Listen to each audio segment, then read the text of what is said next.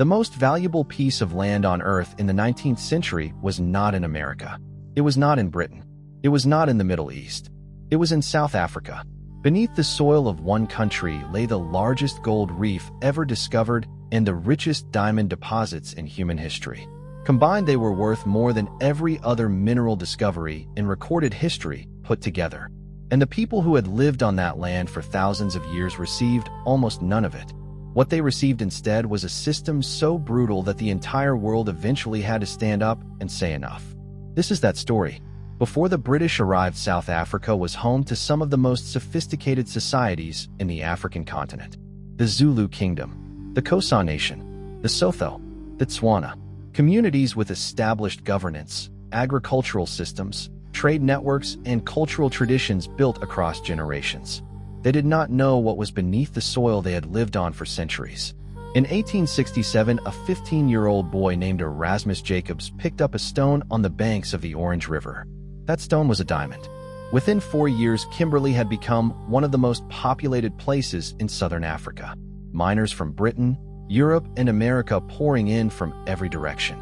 And one young British man arriving with ambition that went far beyond mining. Cecil John Rhodes. Rhodes did not come to dig. He came to own. Within 2 decades, Rhodes had bought out or destroyed every independent diamond operation in the region and consolidated the entire Kimberley diamond industry into one company. De Beers Consolidated Mines. One company, one man, complete control of the global diamond supply. The Big Hole at Kimberley, the largest hand-dug excavation in human history, was built with black South African labor working in a closed compound system. They were locked inside the mining compounds for the duration of their contracts. They could not leave, could not sell anything independently, could not negotiate their conditions. They went underground every day to extract stones worth more than most people would see in a lifetime. They went home with almost nothing. Then in 1886, on the Witwatersrand Ridge east of what would become Johannesburg, they found the gold. Not a small deposit. The largest gold reef ever discovered on Earth. A belt of gold-bearing rocks stretching over 300 kilometers underground. It transformed everything. Within a decade, Johannesburg had appeared from nothing. A boomtown of mining headgear, wooden shacks, and international ambition rising from the veldt. But the British had a problem. The gold was not on British territory. It was in the Transvaal, controlled by the Boers, the Afrikaner settler community who had no intention of sharing their newfound wealth with Britain. So Britain went to war. The Anglo-Boer War of 1899 to 1902 was sold to the British public as a conflict about rights and civilization. It was about gold. British forces eventually defeated the Boer republics. But the methods used shocked even parts of the British public. General Kitchener ordered Boer farms burned to the ground. Boer women and children were placed in concentration camps. Over 26,000 Boer women and children died in those camps from disease and starvation. But here is what almost every history book leaves out. There were separate concentration camps for black South Africans.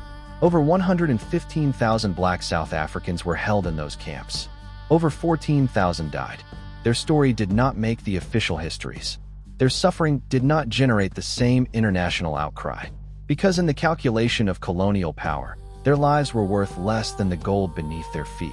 Britain won the war, got the gold, and in 1910 created the Union of South Africa, a political structure that united British and Boer white South Africans into one government while excluding black South Africans from any representation whatsoever.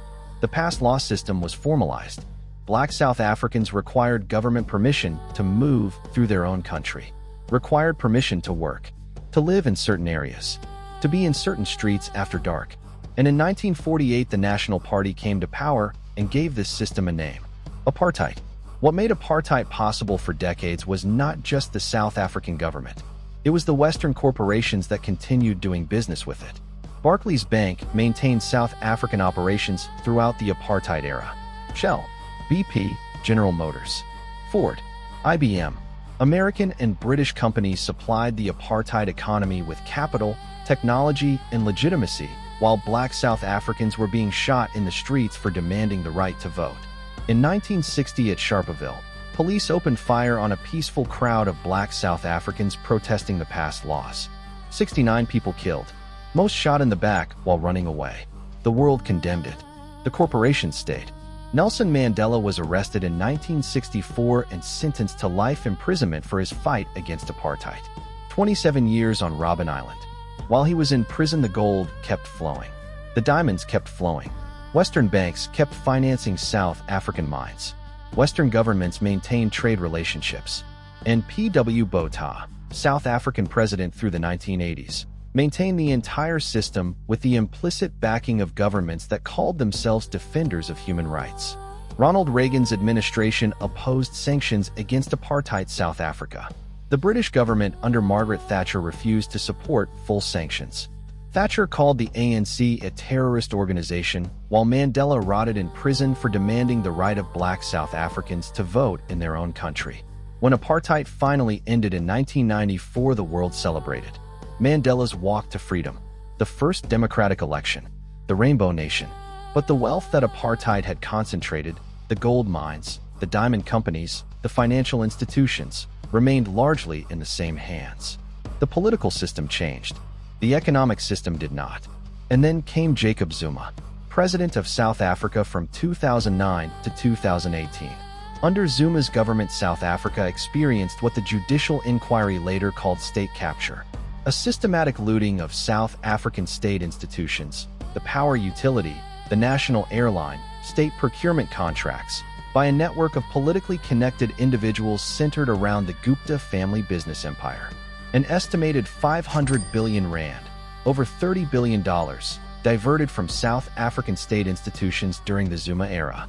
The people who had waited generations for the wealth of their own land to reach them, looted again. Not by Britain this time, by their own government. The Odd Archive is the #1 factual history page on the internet right now. Not opinion, not speculation. Documents, court records, verified evidence. We have already exposed Nigeria, Gaddafi, Jamaica, India, Guyana, Canada, Iran, the Philippines, Venezuela, Trinidad, Ghana, and Cuba. Every story follows the same architecture. Find the resource, remove or control whoever stands on it, extract the wealth, and when the colonial power finally leaves, make sure the economic structure they built keeps the wealth flowing in the same direction. South Africa is the most complete version of that story ever told. Gold, diamonds, apartheid, state capture, one country, every layer of the system exposed. Now drop a comment below. Tell me where you are watching from. Do you want us to keep naming the politicians, the corporations, and the officials behind these operations in every future video, just as we named Cecil Rhodes, P.W. Botha, Jacob Zuma, and the Gupta network today? Comment yes below if you are ready for more. We choose our next country from your comments. Drop the name of the nation whose buried history you want us to expose next. Share this video right now. Someone in your life thinks apartheid was just about race. Show them the gold. Show them the diamonds. Show them the corporations that stayed while Mandela was in prison. One share puts this in front of thousands of people who were never shown the full economic picture behind one of history's most documented injustices. Subscribe to our YouTube channel, search official The Odd Archive, and turn on notifications. Follow this page. Share. Comment your country. Because the next story we are dropping, the wealth involved makes South Africa's gold look small. And the cover-up is still active today.